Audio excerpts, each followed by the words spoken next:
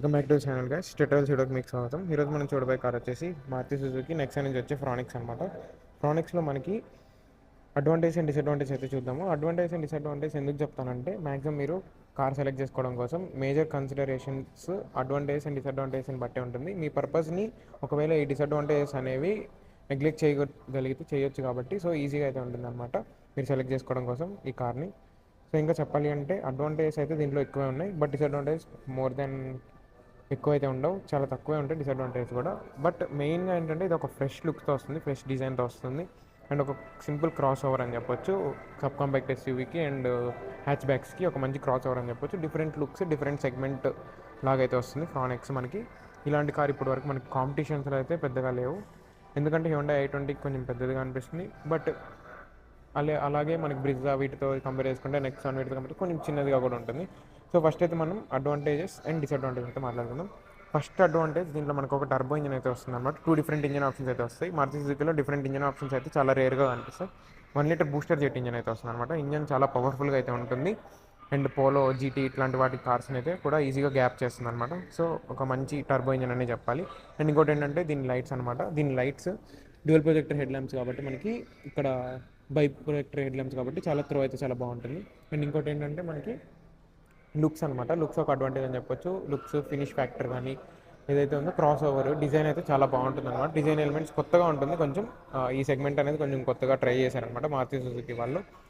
ఇది ఒక పెద్ద అడ్వాంటేజ్ అని చెప్పాలి. ఇంకో అడ్వాంటేజ్ ఏంటంటే దీంట్లో మనకి మంచి మంచి ఫీచర్స్ అయితే వస్తాయన్నమాట టాప్ వేరియంట్లో. ఈ వేరియంట్లో అయితే రావండి, మళ్ళీ టాప్ వేరియంట్లో అయితే మనకి మంచి స్మార్ట్ ప్లే సిస్టమ్ అయితే వస్తుంది. బట్ ఈ వేరియంట్లో మనకి నార్మల్ సిస్టమే వస్తుంది. టాప్ వేరియంట్కి వెళ్తే మనకి స్మార్ట్ ప్లే సిస్టమ్ అయితే వస్తుంది కొత్తది మారుతి సుజుకి వాళ్ళది. అండ్ ఇంకోటి హెచ్డబ్ డిస్ప్లే అయితే వస్తుంది, 360 డిగ్రీ కెమెరా అయితే వస్తుంది. సో ఇది ఒక మంచి బెస్ట్ ఫీచర్ అని చెప్పుకోవాలి.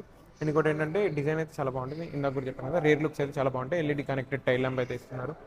అండ్ డెల్టా ప్లస్ వేరియంట్ అనేది most value for money variant అని చెప్పొచ్చు. ఈ కార్లో మనకి మోస్ట్ సెల్లింగ్ వేరియంట్ కూడా మనకి డెల్టా ప్లస్ అని చెప్పాలి. అండ్ మనకి రేర్ సపోర్ట్ కూడా అండ్ రేర్ 60/40 స్ప్లిట్ ఇలాంటి ఫీచర్స్ అయితే చాలా బాగుంటాయి. 3 అడ్జస్టబుల్ హెడ్ రెస్ట్స్ రేర్ ప్యాసింజర్స్కి, ఫ్రంట్ కూడా 2 అడ్జస్టబుల్ హెడ్ రెస్ట్స్. అండ్ ఇంకా ఇంటీరియర్ క్వాలిటీ కానివ్వండి, సాఫ్ట్ ప్లాస్టిక్స్ అయితే చాలా బాగుంటాయి. అండ్ బిల్డ్ క్వాలిటీ అయితే మనకి మిగతా మారుతి సుజుకి కార్స్తో కంపేర్ చేసుకుంటే చాలా గట్టిగా అయితే ఉంటుందండి.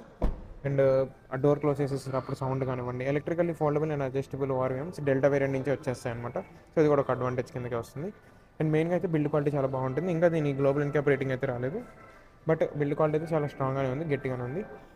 సో ఇవైతే మెయిన్ మేజర్ అడ్వాంటేజెస్. డిసడ్వాంటేజ్ గురించి మాట్లాడుకున్నట్లయితే మనకి మెయిన్గా చాలా మందికి డిజైన్ నచ్చదు, అదే పెద్ద డిసడ్వాంటేజ్. ఇదే ఒక అడ్వాంటేజ్ కూడా మారుతుంది, ఈ కార్కి డిసడ్వాంటేజ్గా కూడా మారుతుంది. మెయిన్ ఎందుకంటే ఇప్పుడు పక్కన బెలినో ఉంది చూడండి, ఈ బెలినో అండ్ ఫ్రానిక్స్ సేమ్ సెగ్మెంట్లో అనిపిస్తుంది అండ్ సేమ్ కార్లో అనిపిస్తుంది, కొంచెం ఫ్రంట్ బ్యాక్ డిఫరెన్స్ అన్నట్టు అనిపిస్తుంది. సో ఇది ఒక పెద్ద డిసడ్వాంటేజ్ అనమాట దీనికి. సేమ్ బెలినో లాగా రావడం and same car okay brand నుంచి రావడం కొంచెం డిసడ్వాంటేజ్ అని చెప్పాలి. అండ్ ఇంకోటి దీని 1 లీటర్ టర్బోజెట్ ఇంజన్ అడ్వాంటేజ్గా కూడా ఉంటుంది, డిసడ్వాంటేజ్గా కూడా ఉంటుంది. డిసడ్వాంటేజ్ ఎందుకంటే ఫ్యూల్ ఎఫిషియన్సీ తక్కువ వస్తుంది. అండ్ ఇంకోటి ఏంటంటే వైబ్రేషన్స్ అండ్ రిఫైన్మెంట్ అయితే చాలా తక్కువ అనమాట. అండ్ ఇంకా చూసుకున్నట్లయితే మనకి ఈ డిజైన్ చాలా మందికి నచ్చదు, అదే చెప్పాను కదా. అండ్ చాలా సన్ రూఫ్ అనేది ఉండదు టాప్ వేరియంట్స్లో కూడా. అండ్ టీపీఎంఎస్ ఉండదు.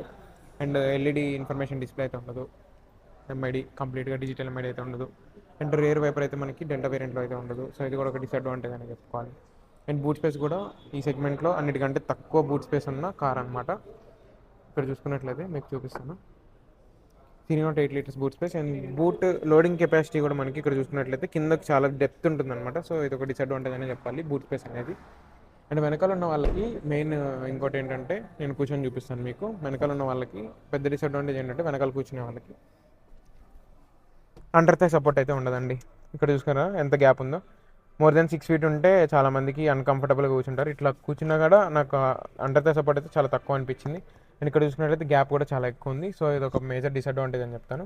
అండ్ ఇంటీరియర్ అంతా ప్రీమియం అయితే అనిపించదండి. సేమ్ మనకి బెలెనోలో ఎలా అయితే ఉంటుందో, బెలెనో టాప్ మోడల్లో సేమ్ అలానే ఉన్నట్టు అయితే అనిపిస్తుంది. అండ్ అదొక పెద్ద డిసడ్వాంటేజ్ కిందకైతే మనం లెక్క పెట్టుకోవచ్చు.